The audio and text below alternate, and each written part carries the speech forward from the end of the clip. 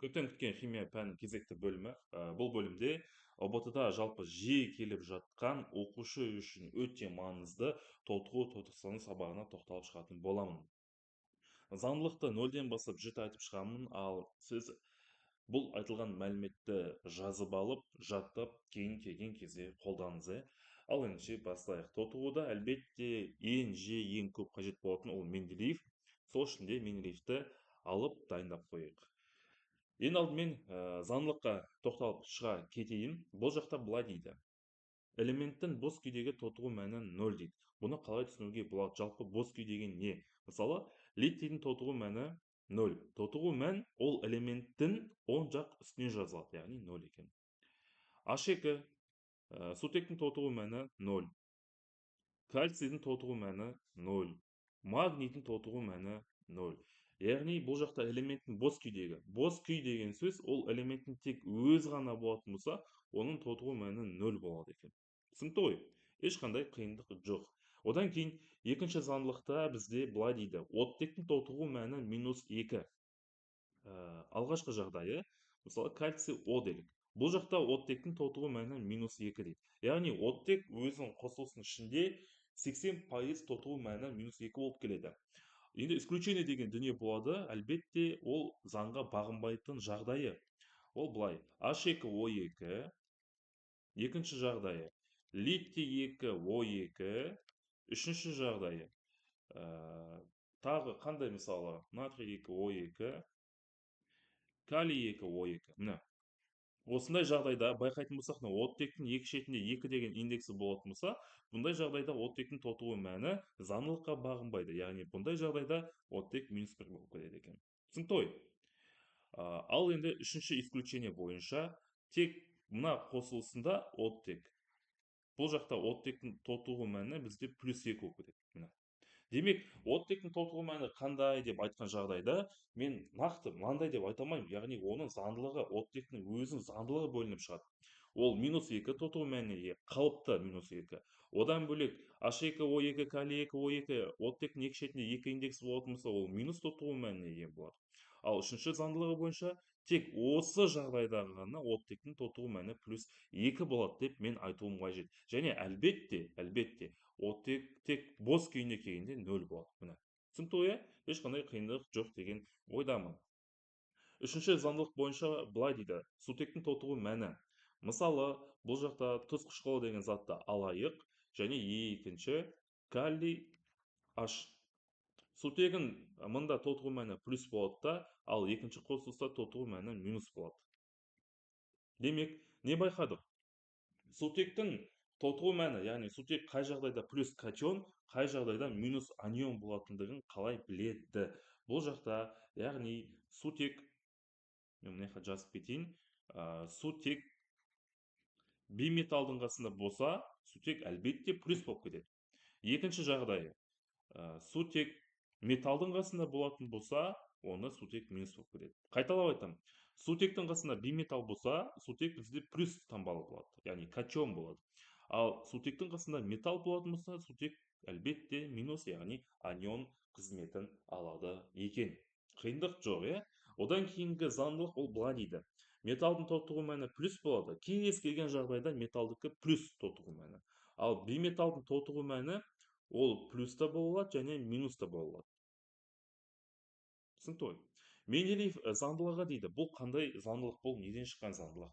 Ол үшін Менделеевті алатын болсақ, Менделеевтің екінші бетінде, мысалы, алюминий деген элементті табайықшы. Міне алюминий не деп қойған? Үстіне +3 деп қойған. Магнийді табайық. Магний үстіне не деп қойған? +2 деп қойған. Демек, бұл не деген сөз? Менделеевтің екінші бетінде бізде катиондарда көптеген 13 шақты элементтің толтыру мәнін жазып дайындап қойған. Мен ұмытып қалған жағдайда осы жақтан алып іздеуім қажет оны. Түсінікті ғой? Менделеев заңдылығы деген сол. Яғни, мына тақтада мен толтырықсызданудың 5 заңдылығына жіті тоқталып шықтым. Түсінікті болды деген ойдамын. Видеоны паузаға қойып жазып алайық, ал мен келесі бетке көшемін. Алтыншы қағида, бұл тек қана жаттайтын жағдай, яғни толтыру минус болады. Яғни минус болатын болса, оны толтыру деп атайды. Ал оның екінші немесе толық аты тотықсандырғыш деп оқылады. Таңба ол элементте плюс болатын болса, оны тотықсыздану деп атайды. Ал ол элементтің қасиетін немесе бұл екінші атауы тотықсыздық деп аталады. Түсінікті ғой? Яғни алтыны тек қана жазамын да жаттап аламын, болды. Оны бүйтіп қатты ойланудың қажеті жоқ. Жетінші заңдылық бойынша HNO3, яғни HNO3, бұл жақта біз мынау азоттың тотығу мәнін анықтауымыз қажет. Яғни 3 элемент болатын болса, мен үшінші элементтің тотығу мәнін анықтауым қажет. Оттектің тотығу мәні О. Мен бағана айтып кеттім, -2 болады дедім, 90%. Демек, неқа жазып қойық, -2. Сутектің тотығу мәнін жаңа Менделеевтен тауып келейік мына. Сутек неқа H жай ғана плюс деп қойыпты. Жазып қоямын. Плюс. Енді азоттікін табу үшін мен не істеймін? Жай ғана оттектің тотығу мәнін, яғни 2-ні индекс 3-не көбейтемін. 2 мен 3-ті көбейтсем, мына жақта -6 шығады.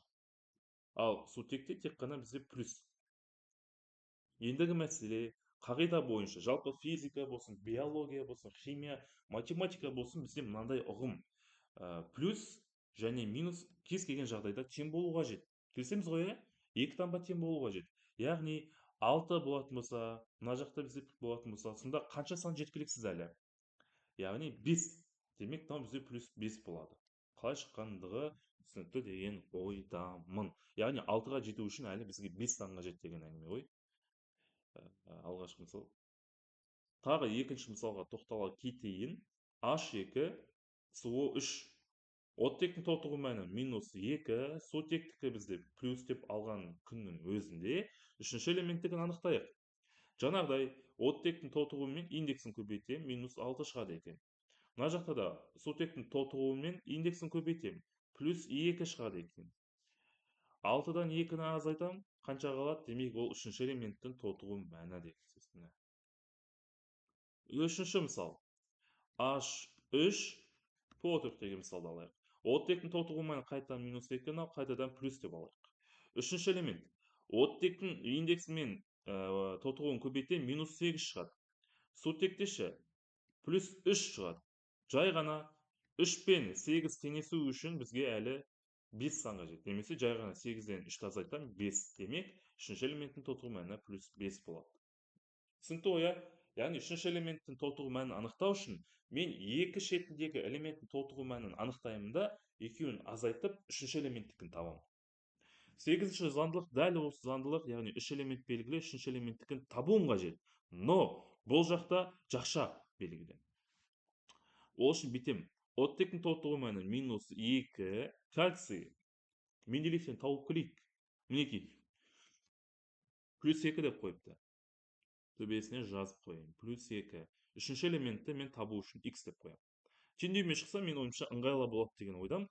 Ол үшін мынау кальцийдің 2-сі мен 3-ін көбейтем. 6 болады ғой. +2x деп қоямын. X деген ол табу қажетті элемент, 2 деген ол индекс. Бұған да тиесілі ғой, иә? Плюс жақшаның ішіне оттек тотығу мәнімен оттектің индексін көбейтсем, бізде -8 шығады. Оны жақшадан кейінгі 2-ге көбейтсем, -16 шығады. 6 плюс 2x плюс пен минус болып кетеді. 16-ға 2x-тен 16, 6 неқа минус болып кетеді. -6. 2x-тен 10-ға x-тен 10-ды 2-ге бөлем 5-ге. Демек, үшінші элементтің тотығу мәні +5. Шыққан мән кез келген жағдайда плюс таңбаға, яғни катион болып есептеледі екен. Тақтадағы мәлімет түсінікті болды ма сіз үшін? Мен жалпы 3 кітаптан бұл заңдылықтарды жинап, сізге ыңғайлы болсын деп, былай жинақтап қойдым. Егер де түсінікті болып, четкий болып жатса, кәнекей видеоны паузаға қойып, өз ойымызбен бөлісе кетейік. Мықты деген сияқты, от қойып дегендей. Ал біз келесі есепке көшейік. Жалпы тотығудың негізгі 8 бөлігін, заңдылығын айтып шықтым. Енді осыны кәнекей есепке қолданайық. Мінекей. Ең алғашқы мысал. Бізде оттектің тотығу мәнін біз айтып кеттік, -2 дедік. Калий Менделеевте бізде плюс. Үшінші элементтікін қалай анықтау қажет екендігін айттым. үстіңгі жағына жазып кетейін, иә. Ә, оттектікі көбейтетін болсақ 6 шығады, сутекте тек қана бізде плюс, яғни 5 сан жетіспейді екен, плюс 5 кетеді екен. Калий минералдте плюс болады, ал қасындағы әлбетте минус болып кетуі қажет. Кез келген элемент бос күйде 0 болады екен. Енді мен бұл тотығу есебінде ең көп 2 элементті ғана ала аламын. 2 элемент птичка қойын, 2 элементті ғана алуға болады. Ол қандай элемент? Тотығу мәні көбейіп немесе азайып кеткен элемент. Яғни тотығу мәні өзгеріп кеткен элементті ала аламын. Ол бізде плюс 5-тен, меха жазып қойын, плюс 5-тен тең минусқа дейін кетіп қапты. Минус. Екінші элементті айтам. Екінші элемент бізде оттек минус 2-ден тең оттек мына өнімде 0-ге дейін ауысып кетіпті. Неге екеуін ғана алдым? Себебі қайталап айтамын, екеуінің тотығу мәні сол жақ пен оң жақта бөлек, яғни өзгеріп кеткен. Ал неге мен калийді алмаймын? Себебі калийдің тотығу мәні қанша болды, сонша болып қалды. Түсінікті, иә? Енді бағана мен 8 заңдылыққа тоқталып шықтым ғой. Бұл жақта 9-шы заңдылық пайда болады. Бұл жақта былай дейді 9-шы заңдылықта. Көп болатын болса, таңба плюс болады, аз болатын болса, таңба минус болады деген заңдылық. Ол қалай? Ол қалай? Плюс 5 деген сан, мінекей. Екінші мынау минус деген саннан көп пе әлде аз ба? Қайталап айтамын. Мынау плюс 5, екінші минустан көп па әлде аз ба? Әлбетте көп қой. Міне көп болғандықтан кейін таңба плюс болып кетеді. Демек, плюс. Енді менің табуым қажетті заңдылық бұл жақта 5-тен минусқа дейін бұл элемент қанша электрон жоғалтты. Соны табуым қажет, немесе қосып алды. Мен бұл жаққа 6 Е деп қоямын. Е деген түсінікте ол электрон деген сөз. Неге 6? Бұл жақта 10-шы заңдылық пайда болады. Не үшін 6 екендігін дәлелдеп кетейін, оны дәлелдеудің екі жолы белгілі. Мысалы, мына жақта таңба 5 қой, 5. Одан кейін таңба плюс деп қойдық қой. Плюс. Жақшаның ішіне мынау минус деген таңба ғой, мынау электрон үстіндегі. Минус 6 дейдік, иә? Мынаны есептейік. 5 плюс минус минус болып кетеді. 6-дан тең шығады минус 1. Міне. Байқадық па? Өнімдегі тотығумен сай келеді. Демек, қате жоқ. Осылай тексеріп алсақ болады екен. Екінші жолы белгілі. Мынау шкала болушы еді ғой, білеміз ба? Мына алғашқы тәсілі, екінші тәсілі. Дәл ортасында шкаланың 0 болушы еді. И қай жағы минус болушы еді? Мысалы, 10 жақты алайық. Минус. Ал мына бізде 2, 3, 4, 5. Міне. Басында 5 еді. Яғни басында мына жақта болған ғой.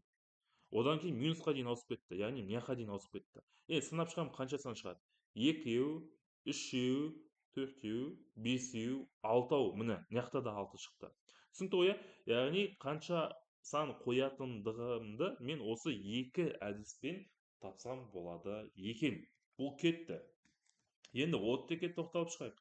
Оттек минус 2-ден, міне, алғашқы таңба плюс болатын болса, әлбетте екінші таңба оттектен минус болады деген сөз. Минус 2-ден 0-ге дейін. 2-ден 0-ді азайтсам 2 ғой, демек 2 электрон болады. Және мынаны жаттап алайық, осы қағиданы мен жай айтып шығам. Бұл жақта былай. Байқасақ, дейінгі оттек тек бос күйінде, ал кейінгі оттекте оттектің 2 атомы белгілі. Мына 2. Теңесу үшін мына оттекке 2 қоямын. Сол кезде екі шетте де оттек 2-2 атомымен теңеседі. Қай жаққа 2 қойдым, яғни қай оттектің алдына қандай сан қойсам да, демек ол мынау коэффициентке көбейтіліп кетеді, яғни 2-ге көбейтіліп кетеді. Болып кеттік ал. Коэффициент мында 6 болды, ал мында қанша болды? 2-2 көбейтсек 4 болады. Екеуінің үлкен бөлгіші 12.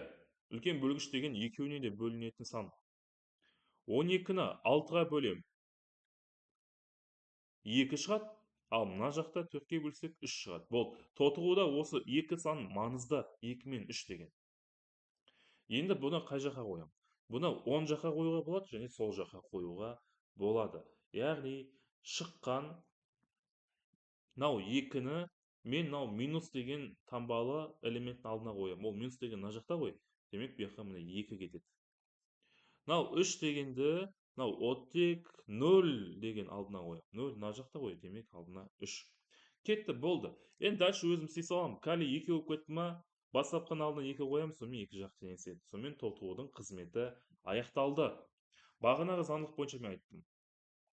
Мынау плюс таңба. Мен айттым, плюс болатын болса, ол тотықсыздану. Қасына жазып қойын. Тотықсыздану. Ал минус болатын болса, ол тотығу деп айтып қойғам. Демек, бұл бізде тотығу.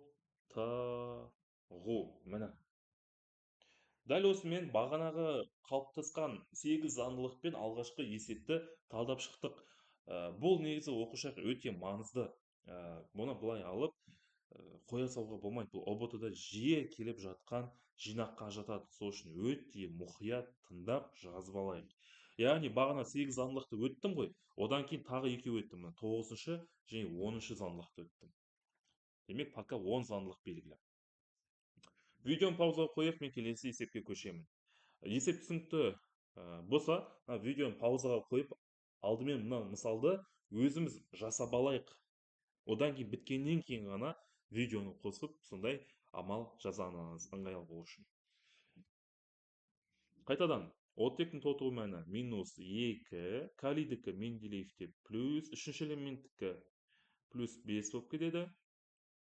Бос күйде элементтің тотығу мәні 0, калийдікі Менделеевте плюс, қасындағы минус болып кетеді. Оттек 90% минус 2 дедік, ал қасындағын қалай табамын? Осы мен мына жаққа жаза кетейінші. P2O 5. Жай ғана былай ғой.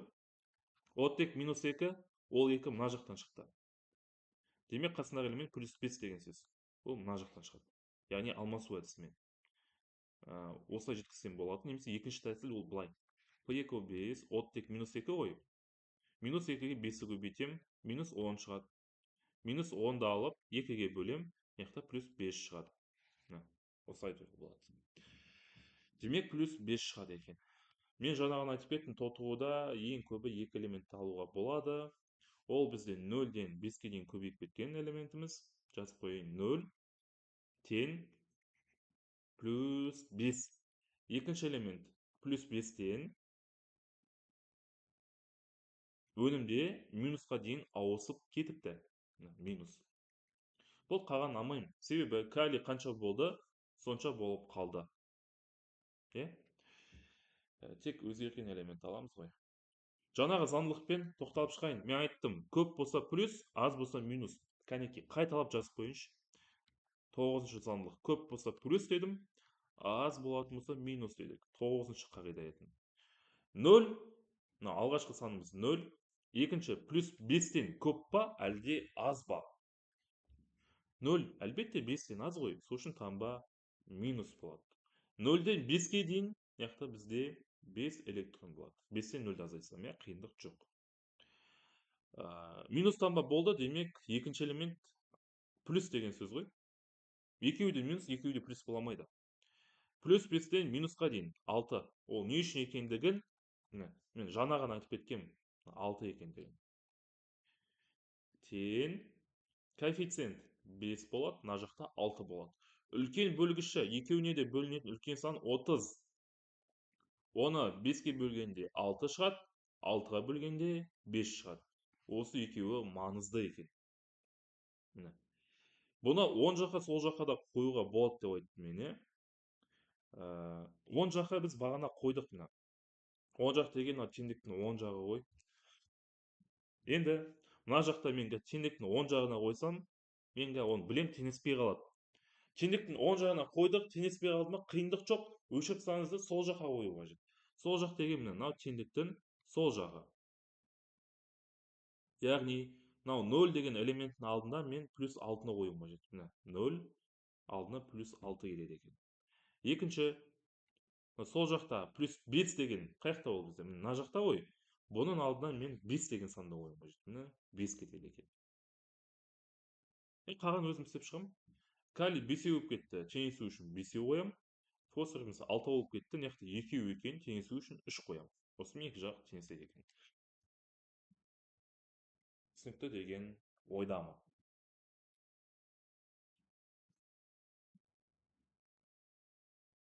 Қайтадан жаңағыдай видеоны паузаға қойып алайық.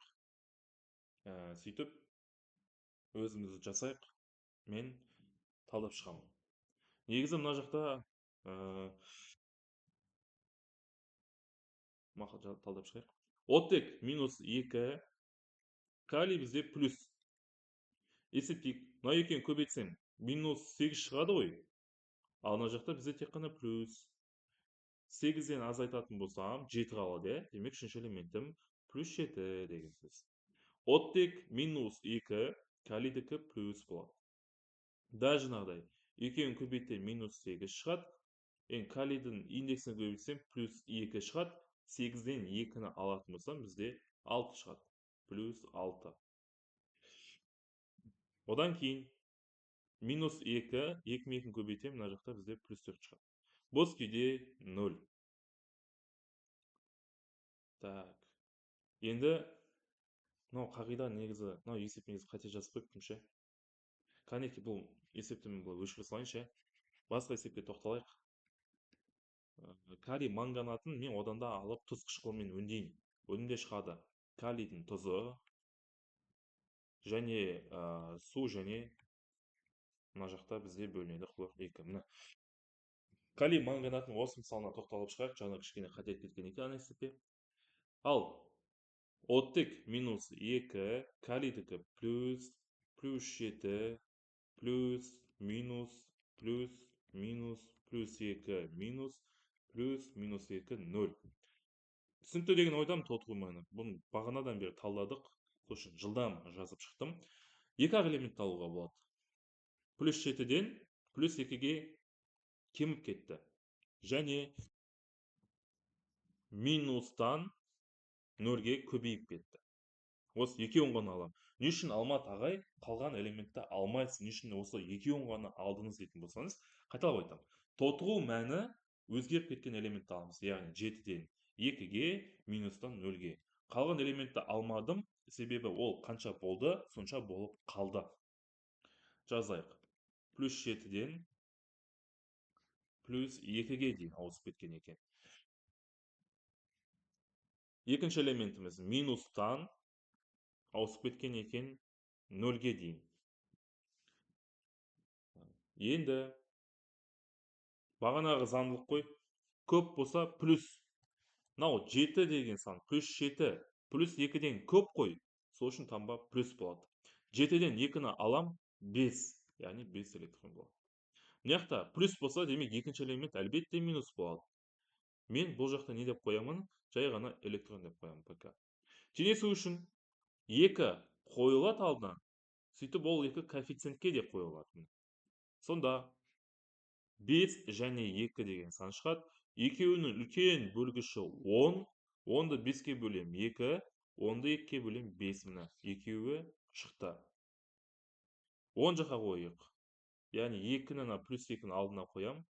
Мына жаққа 2 кетеді. 0-дің алдына плюс 5-ті қою қажет. Яғни плюс 5. Қаған өзім істеп шығам. Металлым көбейіп кетті. 2 қоям. Калий көбейіп кетті. 2 қоям. Оттек бізде 8.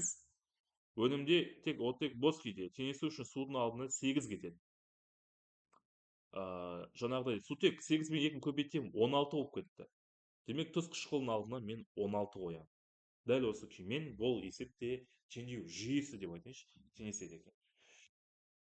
Жалпы түсінікті болды деген ойдам. Сабақтан шығып кетпек, тағы маңызды 2-3 заңдылықты айта кетейін, сонымен аяқтап қаламыз. Енді мен жалпы 10 заңдылық айттым, иә? 10-мен тоқтадық. Соңғы заңдылықты айта кетейін. Ол мінекей. Дәл осы беттегі заңдылық. Мен оны былай бөлек қойыншы. Байқасақ, бұл жақта не істедік? Яғни, мынау оттекте 3 деген санды мен жазбадым. Байқадық қой, оттегін астыңғы жағына. Ал екінші оттектің астындағы 2 деген санды мен яққа жазып қойдым. сол кезде оқушыда мынандай сауал туындауы мүмкін: қай кезде индекспен жазам деген кезінде бұны өзім қатты ойланып қатты шыдасқам оқушы кезінде. Яғни қайталап айтамын, оттектің үшін жазған жоқпын, екінші оттектің екісін жазып қойдым. Бұл жақта келесі қағида шығады: жеті ағайынды боз күйде келсе индекспен жазылады.